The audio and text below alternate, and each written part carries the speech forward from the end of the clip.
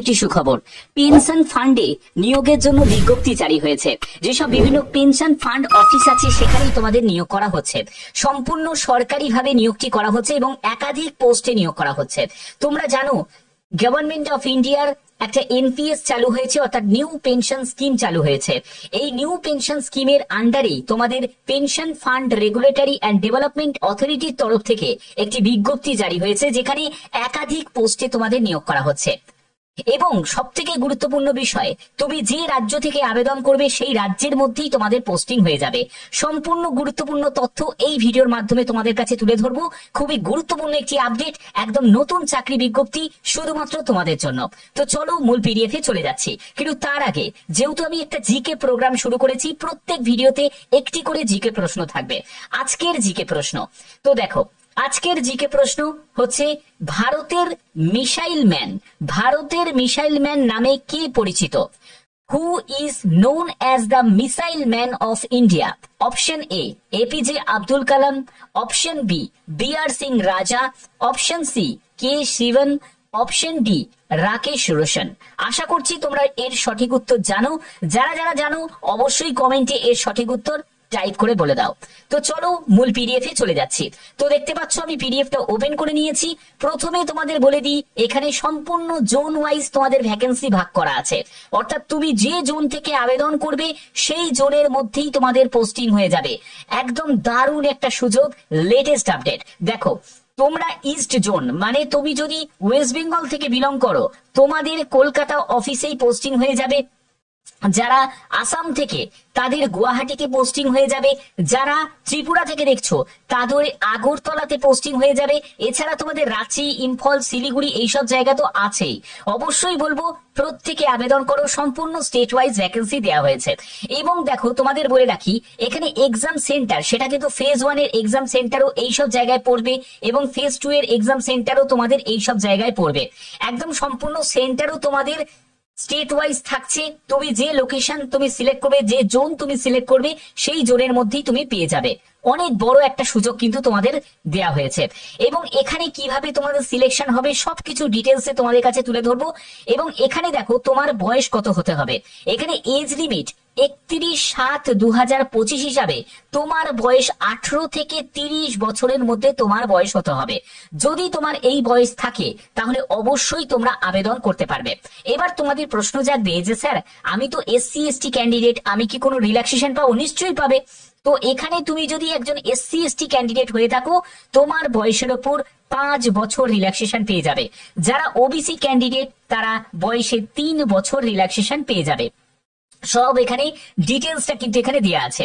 এবং আবেদন করার জন্য তোমাদের অনলাইনে আবেদন করতে হবে। কিভাবে আবেদন করবে সবকিছু প্রসেস তোমরা এই ভিডিওর মাধ্যমে জানতে পারবে। প্রত্যেকটা স্টেপ কিন্তু তোমাদের জন্য গুরুত্বপূর্ণ।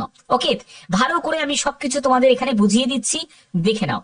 তো এখানে তোমাদের যেহেতু একাধিক পোস্টে নিয়োগ করা হচ্ছে, তোমরা যে কোনো পোস্টে তোমরা আবেদন করতে পারো। অফিসিয়াল ওয়েবসাইট যেহেতু তোমাদের IBPS এর মাধ্যমে এই পুরো নিয়োগ প্রক্রিয়াটাকে কন্ডাক্ট করা হচ্ছে, অর্থাৎ তোমাদের যে রিটিনের যে পেপার 1 পেপার 2 যেটা হবে সেটা IBPS এর মাধ্যমেই কিন্তু তোমাদের সম্পূর্ণ হবে। এবং আর কি কি প্রয়োজন দেখো, একটি ভ্যালিড মেল আইডি, অবশ্যই তোমাদের ভ্যালিড মেল আইডি এবং তোমাকে মোবাইল নাম্বার কিন্তু রেডি রাখতে হবে, যে নাম্বারটা দিয়ে তুমি এন্টার করবে। এবং অবশ্যই তোমাদের মনে রাখবে সেটা যেন অ্যাক্টিভ হয়। কোন রকম যদি মিসকন্ডাক্ট বা যদি ভুলভাল ভাবে আবেদন করো তাহলে সেই আবেদন তোমাদের রিজেক্ট করে দেওয়া হবে। অবশ্যই এটাও তোমাদের খেয়াল রাখতে হবে, ঠিক আছে। এবং সেন্টারের ক্ষেত্রে বলে রাখি, তোমরা ম্যাক্সিমাম 3টে সেন্টার তোমরা চুজ করতে পারবে, ঠিক আছে। পরপর তোমরা 3টে ভেন্যু তোমরা চুজ করতে পারবে তোমাদের পছন্দ মতো। তো দেখো তোমাদের এখানে আবেদনের শেষ তারিখ দেখো 23শে জুন, মানে আজকে থেকে তোমাদের আবেদন শুরু হয়েছে এবং 6ই আগস্ট পর্যন্ত তোমরা আবেদন করতে পারবে। একদম লেটেস্ট আপডেট তোমাদের কাছে প্রোভাইড করছি, একদম লেটেস্ট আপডেট। অফিসিয়াল ওয়েবসাইট হচ্ছে এটা pfrda.org.in। এই অফিসিয়াল ওয়েবসাইটে ভিজিট করে তোমাদের সম্পূর্ণ আবেদন তোমাদের করতে হবে। প্রথমে অ্যাপ্লিকেশন রেজিস্ট্রেশন করতে হবে, তারপরে হচ্ছে আবেদন মূল্য তোমাদের জমা করতে হবে। এবার দেখো তোমাদের এখানে তোমাদের কোন কোন পোস্টে নিয়োগ করা হচ্ছে, কি বৃত্তান্ত সেগুলো বলছি।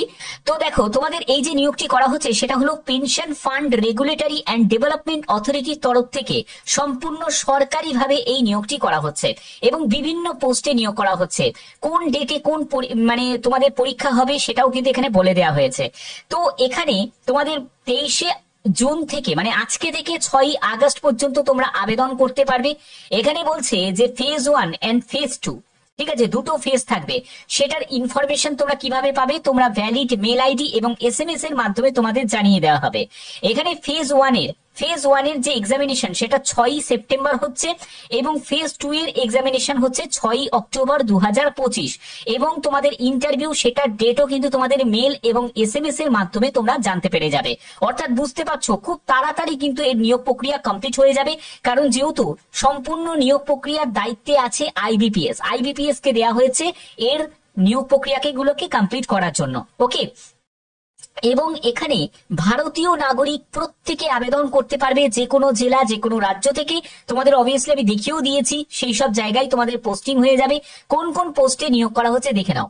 দেখো, জেনারেল পোস্ট, এই যে পোস্টের জন্য আবেদন করতে গেলে তোমাদের মাস্টার ডিগ্রি এনি ডিসিপ্লিন, অর্থাৎ যে কোনো শাখায় তুমি যদি মাস্টার ডিগ্রি করে থাকো তাহলেও তুমি আবেদন করতে পারবে। এছাড়া তোমাদের ল বা তোমার যদি ICAI বা CA এইসব যদি তোমার করা থাকে তাহলেও তুমি আবেদন করতে পারো। ভ্যাকেন্সি গুলো কিন্তু এখানে পাশাপাশি দেয়াই আছে। ফাইন্যান্স অ্যান্ড অ্যাকাউন্টস, এই পোস্টের জন্য আবেদন করতে গেলে গ্র্যাজুয়েশন যোগ্যতা দরকার এবং তোমার যদি SCA বা FCA যদি কোনো করা থাকে কোনো ইনস্টিটিউট থেকে তাহলেও আবেদন করতে পারবে। আইটি পোস্টের জন্য ব্যাচেলার ডিগ্রি ইন ইঞ্জিনিয়ারিং, অর্থাৎ যারা বিটেক করেছো ইলেকট্রিক্যাল, ইলেকট্রনিক্স বা ইনফরমেশন টেকনোলজি অ্যান্ড কমিউনিকেশন নিয়ে, তারা আবেদন করতে পারবে। এখানে সব ডিটেলস কিন্তু এখানে দেয়া আছে। পরবর্তী পোস্ট রিসার্চ ইকোনমিক্স পোস্ট, যেখানে তোমাদের এখানে মাস্টার ডিগ্রি স্ট্যাটিস্টিক বা তোমাদের যদি ইকোনমিক্স বা কমার্স নিয়ে করা থাকে তারা আবেদন করতে পারবে। এবং রিসার্চ স্ট্যাটিস্টিক্স এই পোস্টের জন্য অবশ্যই তোমাদের মাস্টার ডিগ্রি স্ট্যাটিস্টিক্স নিয়ে থাকতে হবে বা কমার্স বা তোমাদের যদি বিজনেস অ্যাডমিনিস্ট্রেশন নিয়ে করা থাকে ফাইন্যান্সে, তাহলে আবেদন করতে পারবে। এর পরবর্তী পোস্ট হচ্ছে তোমাদের অ্যাকচুয়ারি। তো এই পোস্টের জন্য তোমাদের graduation from recognise university and pass or exemption all 7 core principles subject of institute. তো এই ইনস্টিটিউট থেকে তোমাদের IAI এক্সামিনেশন পাস করা থাকতে হবে। লিগাল পোস্টের জন্য তোমাদের অবশ্যই LLB পাস করা থাকতে হবে, তারা এই লিগাল পোস্টের জন্য আবেদন করতে পারবে। তারপরে হচ্ছে অফিসিয়াল ল্যাঙ্গুয়েজ রাজভাষা, এই পোস্টের জন্য আবেদন করতে গেলে তোমাদের মাস্টার ডিগ্রি ইন হিন্দি নিয়ে তোমাদের থাকতে হবে এবং তোমাদের ইংলিশ একটা অন্যতম সাবজেক্ট হিসাবে থাকতে হবে। যাদের সংস্কৃত নিয়ে মাস্টার ডিগ্রি করা আছে তারাও আবেদন করতে পারে। এবং এখানে টোটাল ভ্যাকেন্সি 20টি মতো টোটাল ভ্যাকেন্সি আছে এবং শূন্যপদগুলো তোমাদের দেখিয়ে দিলাম। শূন্যপদ তোমাদের যেরকম ভাগ করা আছে সেগুলো তোমাদের বলেই দিয়েছি। তো এখানে যারা যারা আবেদন করতে চাও তারা প্রত্যেকে আবেদন করতে পারো। যারা PWD ক্যাটাগরি থেকে এই ভিডিওটা দেখছো তারাও আবেদন করতে পারবে, ঠিক আছে। এখানে সব কিন্তু ডিটেলসটা তোমাদের এখানে মেনশন করা আছে। যারা যারা আবেদন করবে তারা ভালো করে একবার দেখে নেবে। এবং তোমাদের সিলেকশনের জন্য বলে রাখি, তোমাদের ফেজ 1 এক্সাম হবে, তারপরে ফেজ 2 এক্সাম হবে, তারপরে ফেজ 3 তে তোমাদের ইন্টারভিউ হবে। এখানে তোমাদের 3টে স্টেজ তোমাদের থাকছে, যেহেতু একটা ভালো পোস্টে তোমাদের নিয়োগ করা হচ্ছে তো স্টেজগুলো কিন্তু এরকম থাকবে।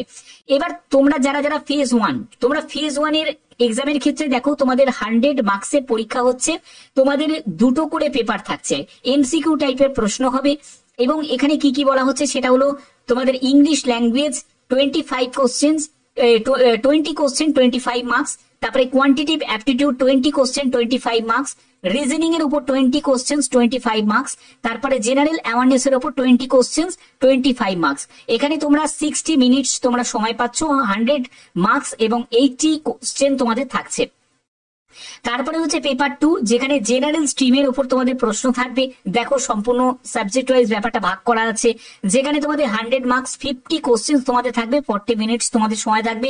আইটি নিয়ে যাদের আইটিতে আবেদন করবে সেখানে তোমাদের 100 মার্কস 50 কোশ্চেন থাকবে, 40 মিনিটস তোমরা সময় পাবে।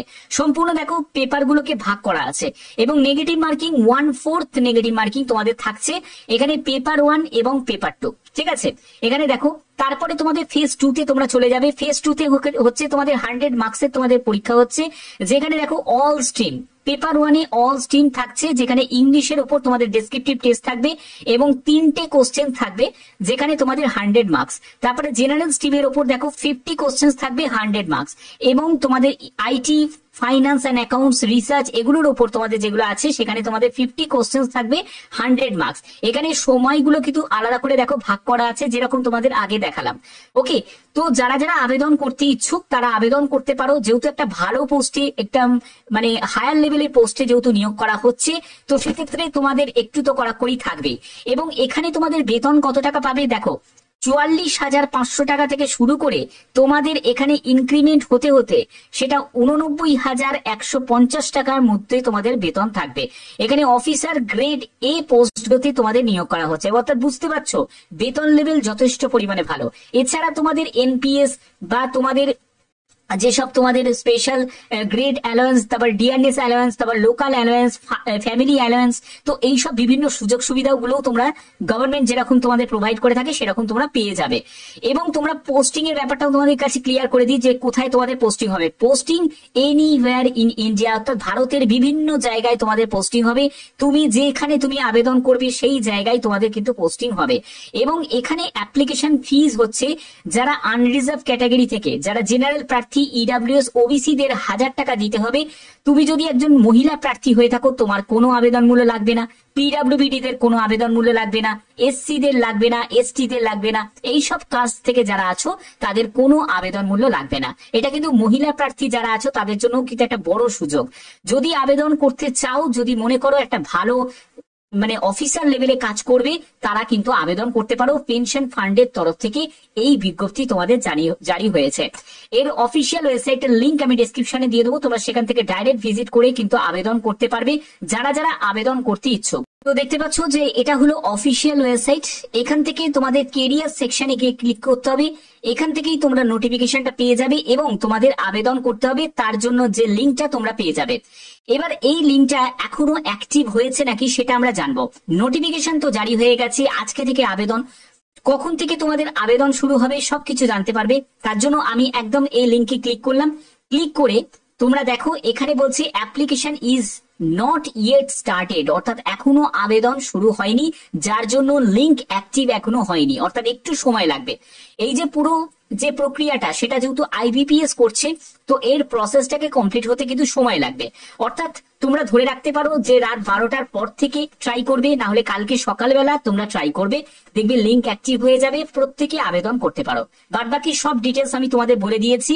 যারা যারা আবেদন করতে ইচ্ছুক তারা অবশ্যই আবেদন করতে পারো, কিন্তু তার আগে বলবো ভালো করে ভিডিওটা দেখবে, কারণ A to Z সম্পূর্ণ তথ্য ভদ্রেশ্বর স্টাডি সেন্টার তোমাদের জন্য প্রোভাইড করে থাকে। আর এরকম যদি নতুন নতুন আপডেট পেতে চাও তাহলে অবশ্যই কি করবে, চ্যানেলটাকে সাবস্ক্রাইব করে, এখনই বলছি চ্যানেলটাকে সাবস্ক্রাইব করে বেল আইকনটাকে অল করে রাখো, যাতে প্রতিদিন তোমাদের বিভিন্ন আপডেটগুলো পৌঁছে দিতে পারি। এখনের মতো এইটুকুই, টাটা।